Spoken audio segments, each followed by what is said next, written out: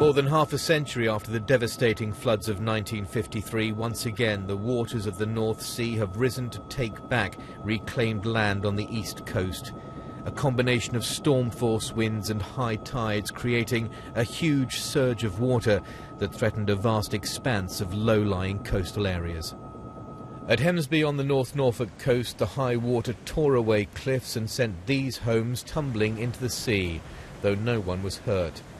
Further down the coast in Great Yarmouth, 9,000 households were advised to evacuate. Some decided to ignore the advice. Most were lucky, in some cases the water stopping just inches from the door. This is a sort of like flooded area, so you have to take that risk when you move into a place like this, unfortunately. And just round the corner, this local businessman was less fortunate.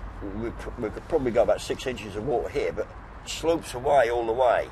So then we've got 2.5 feet of water in the workshop. It's now 11:15, and in Great Yarmouth it's high tide. The water levels are clearly raised. But last night the high tide was combined with a storm surge, bringing the waters all the way up to here. And although another high tide is forecast for tonight, the Environment Agency says it does appear as though the worst has passed.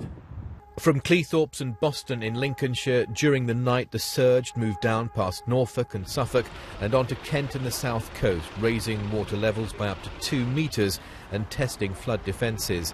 In some areas, soldiers were called in to help defend key installations.